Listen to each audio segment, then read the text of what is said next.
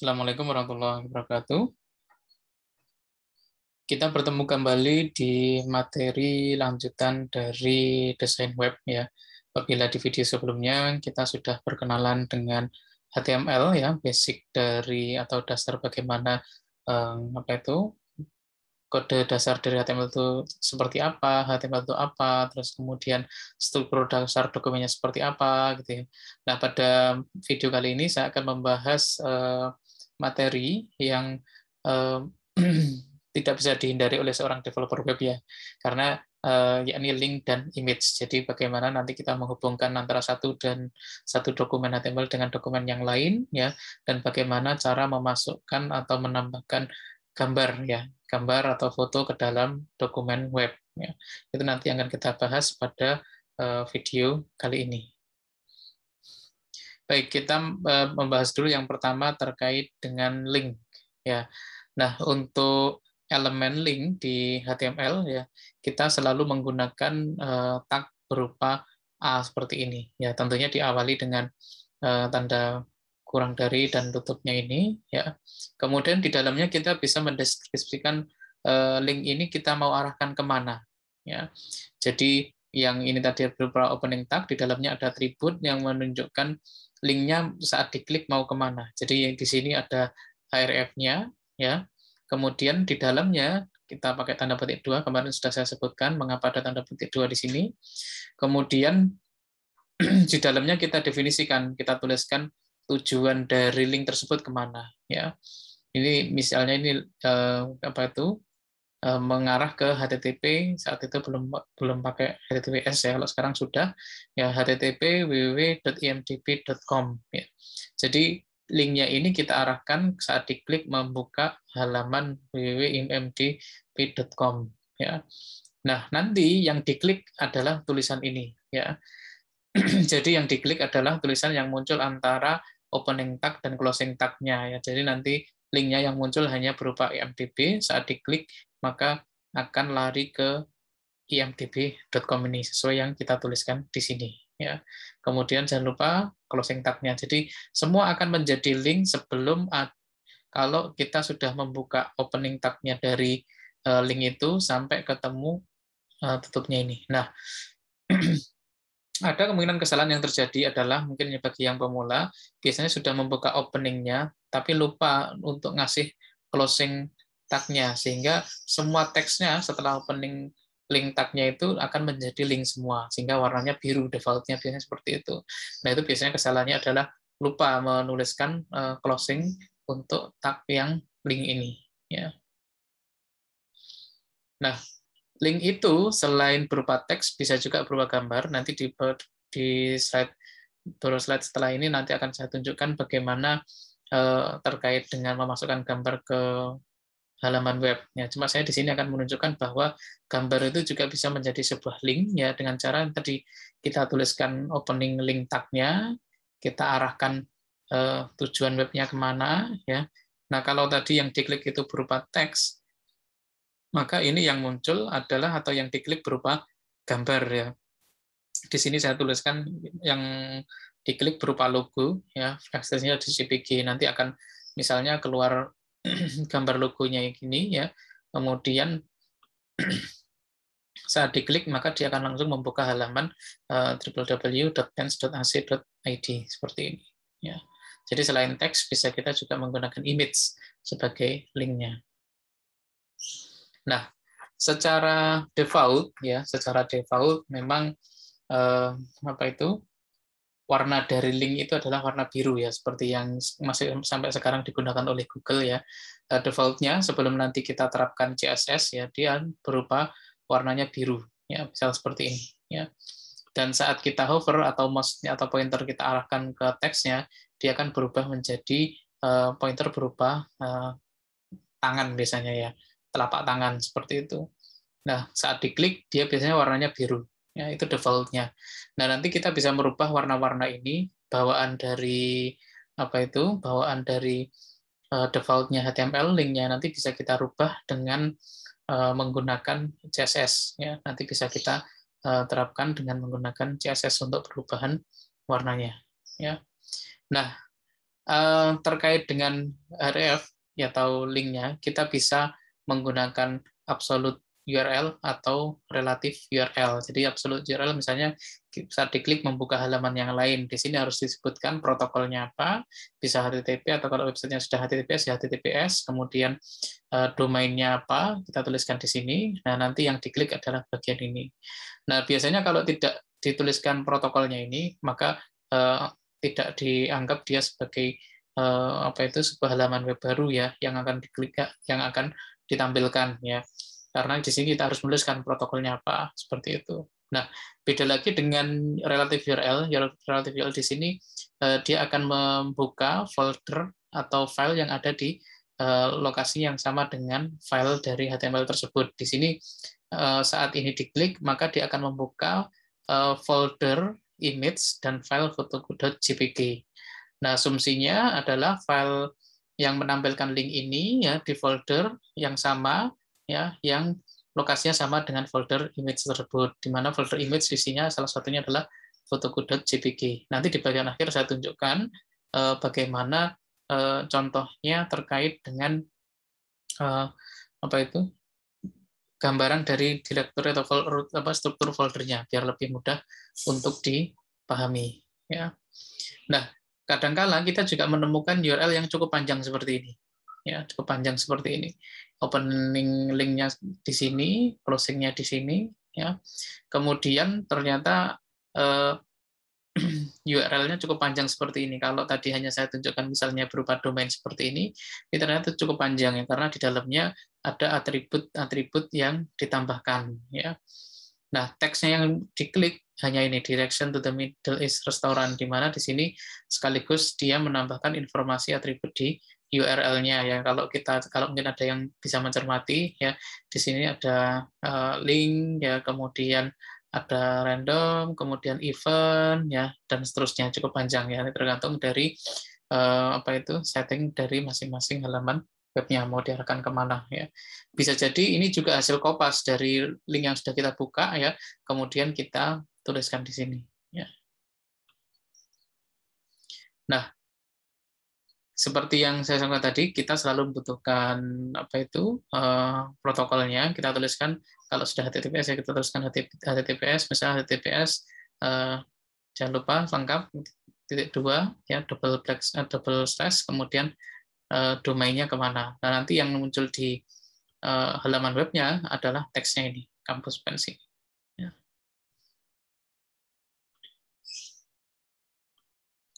Nah, kita bisa juga mengelink ke halaman web sendiri ya. Jadi misalnya kita dalam satu folder ya, misalnya ada dokumen, kemudian fastly.doc ya, kemudian kita download. Nah, nanti pada saat klik download, dia akan membuka file ini ya. Jadi file download ini dia mengakses ke sini ya. Itu.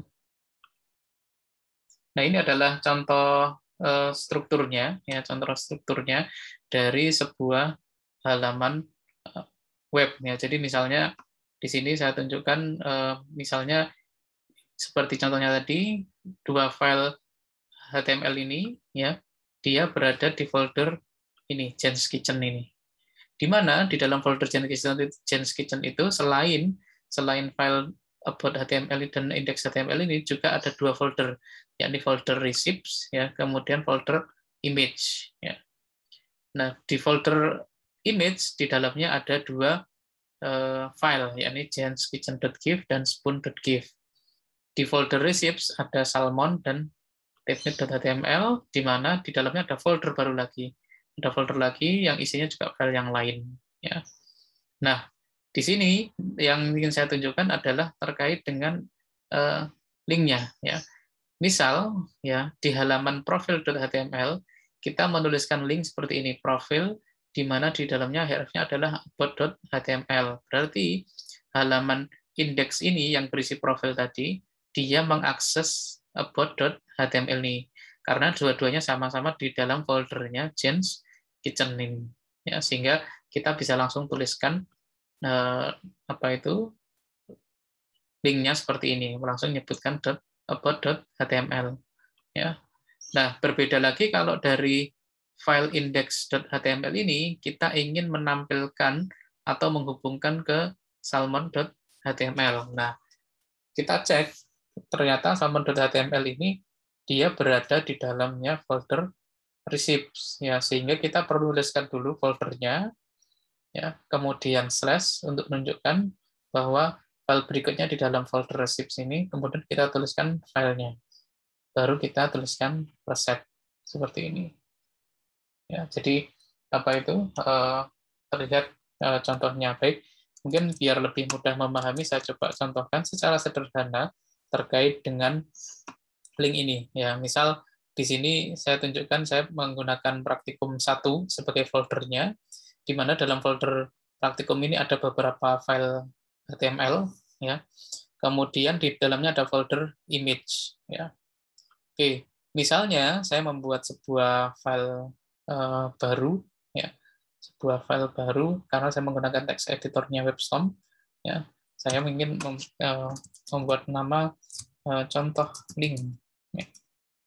Oke, oleh editornya saya langsung ditambahkan apa itu beberapa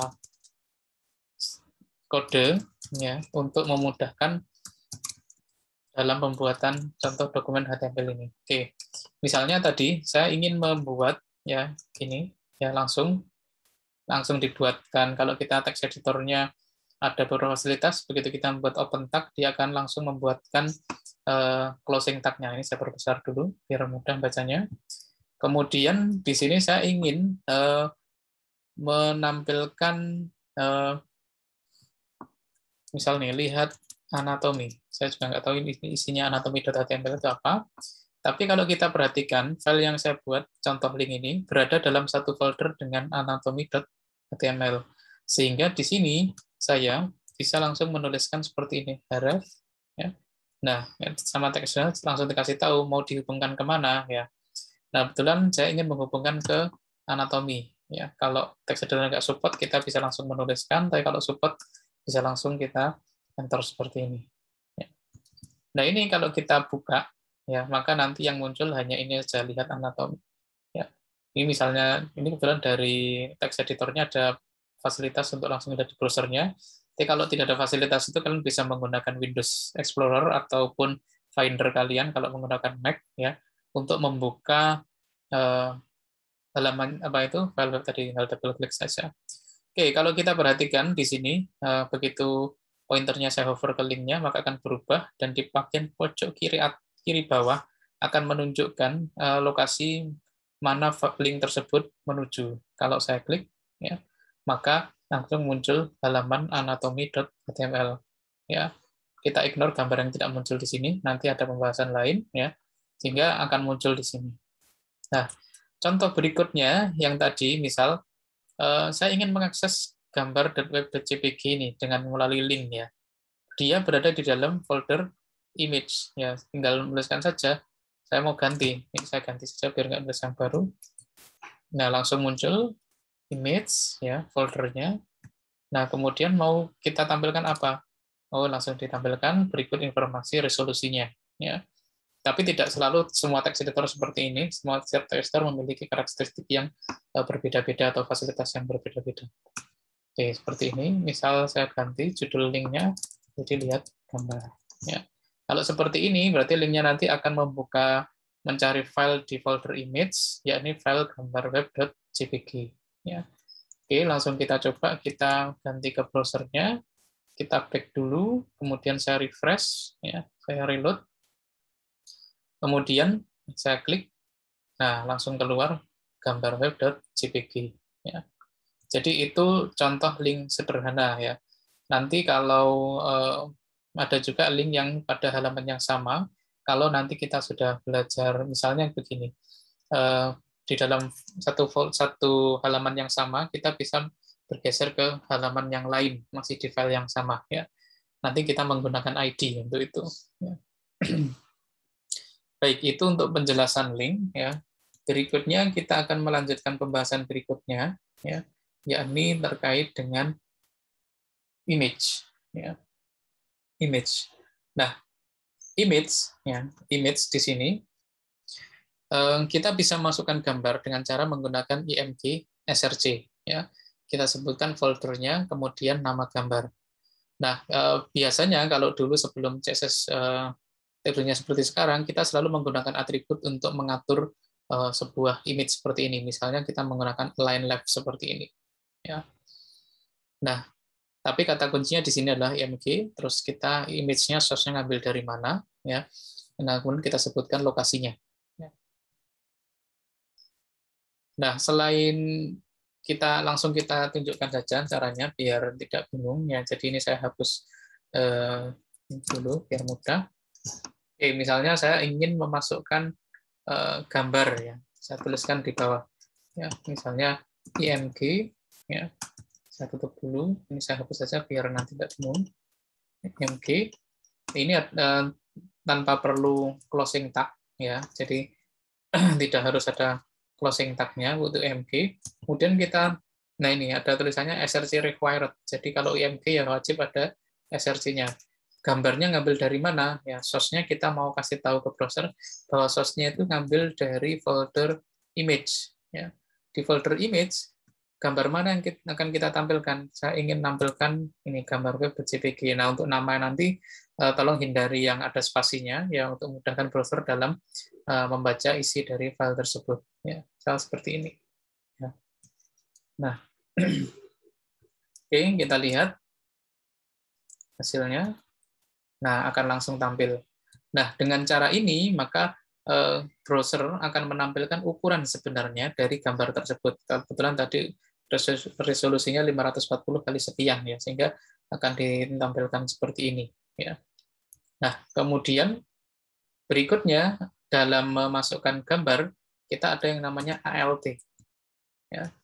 ALT ini adalah teks yang muncul apabila gambar gagal ditampilkan.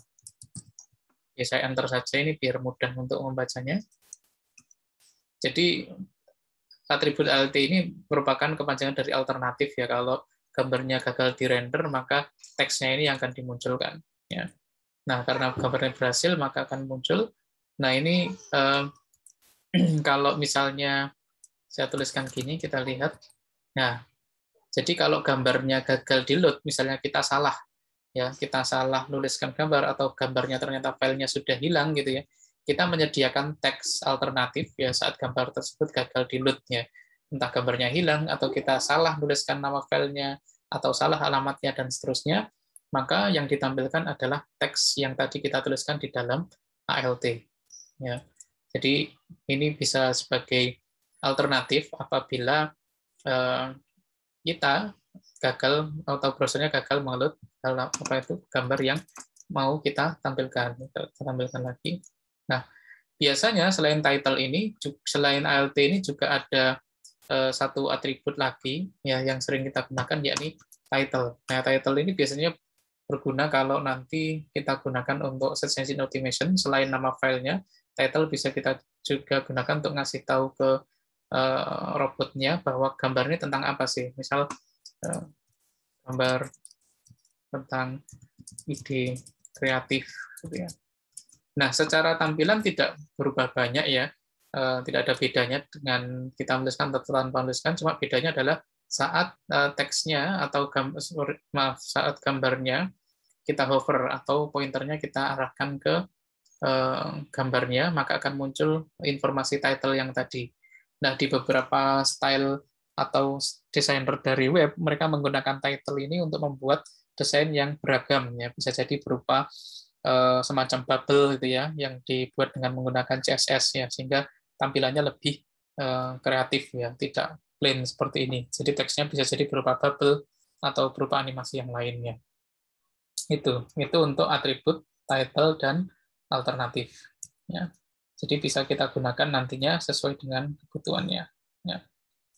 Kemudian untuk align ini mungkin saya skip ya, nanti biar kita fokus untuk pengaturan stylenya di CSS ya. Walaupun saat ini masih masih disupport oleh browsernya, tapi kita nanti fokuskan untuk pengaturannya di CSS ya, walaupun sebenarnya bisa langsung kita coba atributnya ya, misalnya align, kita tinggal milih apakah di left, center, dan lain-lain. Sebenarnya kaitannya dengan apa itu teks yang ada di sampingnya ya, misalnya ini adalah teks yang muncul di samping gambar. Kita lihat perbedaan dari setiap line. Ya. Kalau seperti ini, ya.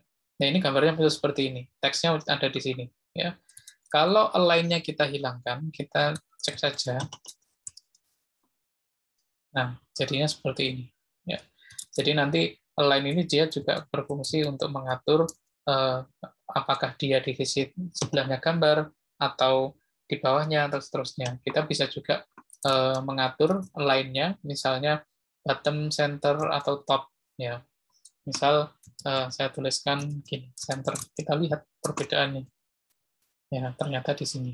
Ya, dia di antara di tengah-tengah dari gambar tersebut. Kalau teksnya ini penuh, ya berarti dia akan, kalau dia panjang, maka dia akan berada di tengah-tengah. Ya, bisa saja kita coba ya. Ini kalau saya, biar jadi satu line, kemudian saya menggunakan editornya untuk duplicate. Kalau saya pakai Command D, ya kita lihat kalau teksnya panjang gimana. Nah, misalnya seperti ini. Ya. Kalau ini kita buat jadi left, nah hasilnya seperti ini. Ya. Kalau kita buat jadi bottom, hasilnya seperti ini. Ya, kelihatan ya perbedaannya. Kalau kita berubah jadi top, nah jadinya seperti ini. Ya. Jadi kalau ingin gambarnya di samping dan teksnya ada di samping kanannya tetap rapi, kita bisa menggunakan left.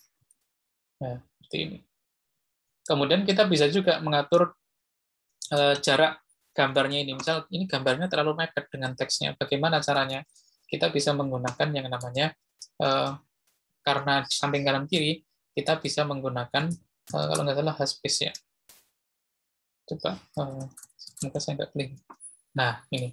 Haspace ini artinya horizontal space, semakin besar nilainya, maka jaraknya akan semakin lebar. Ya. Kalau misalnya saya kasih 50 misalnya, ya, dia jaraknya akan semakin lebar.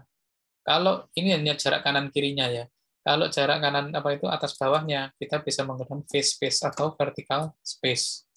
Ya, seperti ini. Ya, seperti itu. Ini beberapa contoh atribut yang bisa kita gunakan di image. Oke, itu yang kaitannya dengan apa itu? Dengan atribut ya. Kemudian saya akan masuk ke pembahasan. Kalau ini nanti videonya materi saya terlalu cepat, bisa kalian pause ya atau kalian ulangi ya. Untuk misal tadi yang saya sampaikan terlalu cepat ya. Oke, berikutnya terkait dengan ukuran ya. Nah, kaitannya dengan ukuran. Tadi sudah saya jelaskan. Nah, ini. Kita perlu hati-hati saat menggunakan height sama width ini. Meskipun sebenarnya height sama width ini idealnya nanti melalui CSS ya, tapi di atributnya HTML tetap perlu saya kenalkan agar logika berpikir kita terbangun terkait dengan gambar ya. Nah, seperti yang saya contohkan tadi ya, saya refresh teksnya biar hilang. Gambar ini kalau kita cek tadi dia ukurannya 500 sekian piksel gitu ya resolusinya. Dan dia akan ditampilkan sesuai dengan ukurannya. Nah, apabila kita merasain terlalu besar atau terlalu kecil, ya kita bisa merubah ukurannya dengan menggunakan height sama width-nya. Ya. Tapi, oke, saya contohkan dulu saja. Oke. Ini saya hapus dulu ya, biar kode kita lebih simpel, karena kita mau fokus ke height sama width-nya aja. Saya hapus dulu. Oke. Oke, gambarnya saya duplicate. Ya. Kemudian saya ingin menunjukkan height-nya. Ya. Nah, ini bawaannya tadi, ukuran default-nya dari gambar itu 275. Misal kita kecilkan 100 ya, jadi dia tinggal 175. Ya. Kemudian yang bawahnya, width-nya, bawahnya tadi 540, file aslinya 540 kali 275 ya. Karena untuk menjaga aspek rasionya biar sama, height-nya tadi kita turunkan 100, maka width-nya juga kita turunkan 100. Boleh saja sih kita tuliskan 40, tapi jadinya aspek rasionya nggak sama. Ya. Aspek rasio nanti perbandingan antara tinggi sama panjang kali tinggi sama lebar gambarnya, jadinya nggak seimbang. Ya. Karena tingginya saya turunkan 100, ini saya juga turunkan 100. Ya. Kemudian kita coba juga yang kita nggak ngikuti lah aspek rasionya ya. 275 kita teruskan aja 75 ya. Width-nya 500 ya kita teruskan aja, ini ngawur gitu 300. Saya hanya ingin menunjukkan kita bisa merubah ukurannya dengan sesuai angka yang kita tuliskan ya. Ini satunya pixel di sini ya. Nah, kita lihat hasilnya. Nah, jadinya seperti ini. Gambar yang pertama gambar sesuai ukuran aslinya. Gambar yang kedua tadi masih kita jaga aspek rasionya, masing-masing kita turunkan 100. Gambar yang ketiga ini, kita sudah nggak peduli dengan aspek rasionya, pokoknya kita tuliskan seperti itu. Nah, saya contohkan satu lagi, misal mau saya kecilkan ini Pak, karena icon, saya mau kasih 100 kali 100 saja. Nah, seperti ini. Ini kecil gini. Nah, sekarang yang perlu kita hati-hati adalah memang ini secara tampilan semuanya berfungsi untuk merubah ukuran gambar tersebut. Ya, fungsinya sama, semuanya untuk merubah gambar height sama width-nya kita kasih tahu browser bahwa saya maunya tuh tingginya segini, lebarnya segini tampilannya. Gitu. Yang bawah juga begitu, saya maunya tinggi sama lebarnya tingginya 100 kali 100 saja gitu. Meskipun ukuran file aslinya tadi resolusinya 275 kali 540 ya. Nah, yang perlu saya ingatkan adalah bahwa walaupun di sini tampilannya ini berbeda-beda ukurannya, tapi sebenarnya browsernya itu dia ngeload-nya tetap sama ya. Yang di-load itu tetap ukuran file yang 540 kali 275 tadi. Nah, mengapa ini perlu saya sampaikan? Ini kalau nanti kita mencoba membuat tampilan yang sifatnya responsif. Ya, responsif artinya nanti menyesuaikan ukuran layar dari pengguna. Misalnya web kita juga diakses oleh pengguna yang menggunakan smartphone yang ukurannya resolusinya misalnya 400 kali berapa gitu ya. Kan nggak mungkin gambar itu 540 kita tampilkan, pasti penuh ya. Nah, kalau kita menggunakan cara ini hanya kita rubah ukurannya, maka misalnya web kita diakses dari smartphone tadi, maka dia tetap nyedot gambar dengan resolusi 540 kali 275 tadi, meskipun di layarnya munculnya kecil sesuai ukuran layarnya.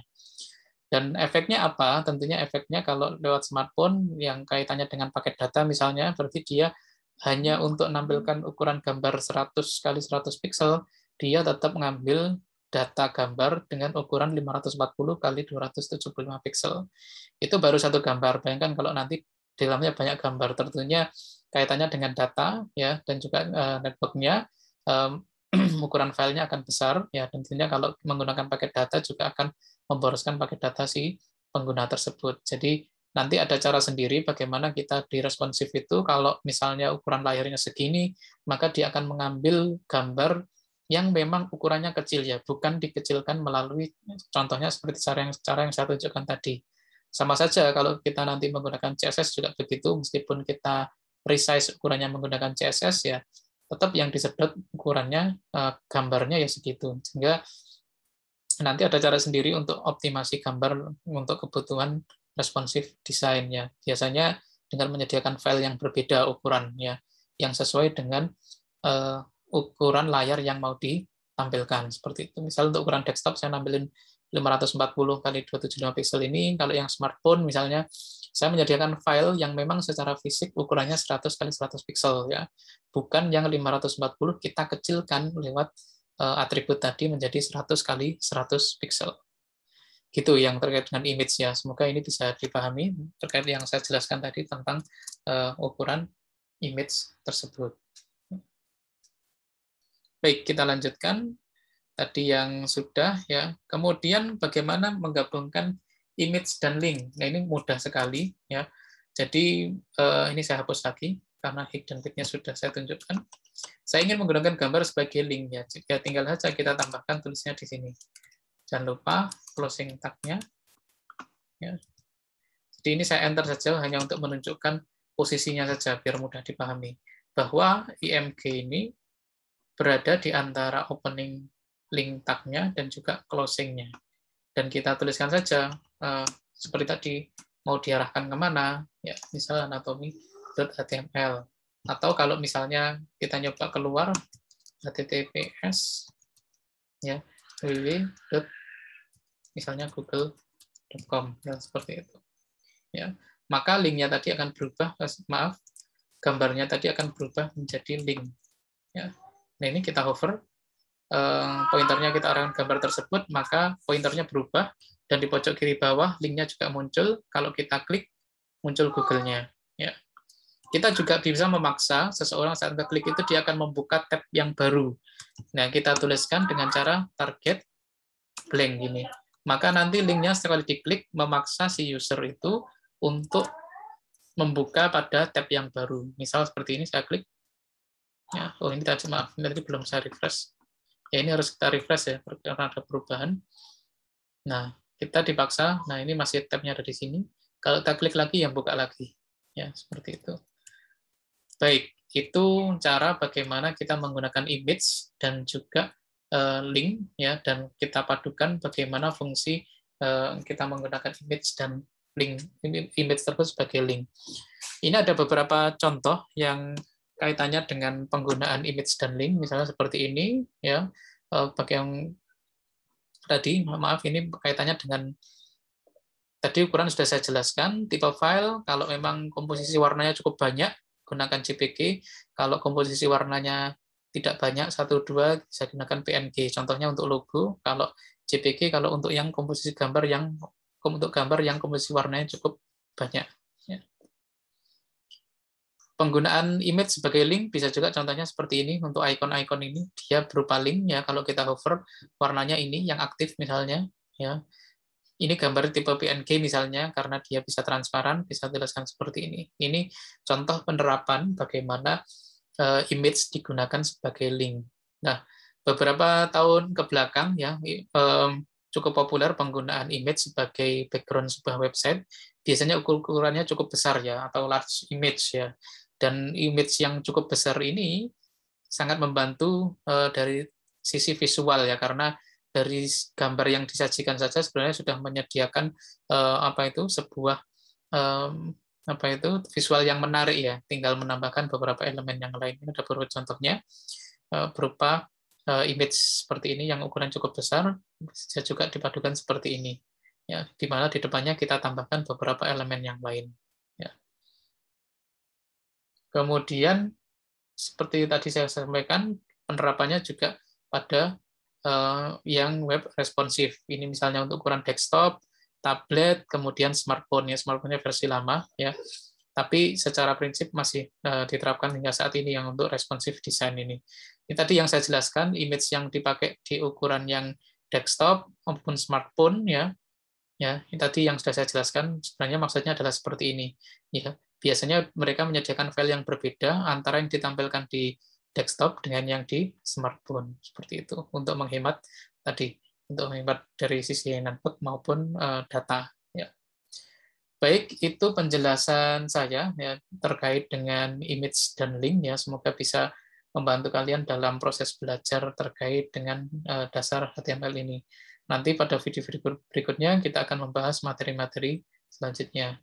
Sekian, terima kasih. Assalamualaikum warahmatullahi wabarakatuh.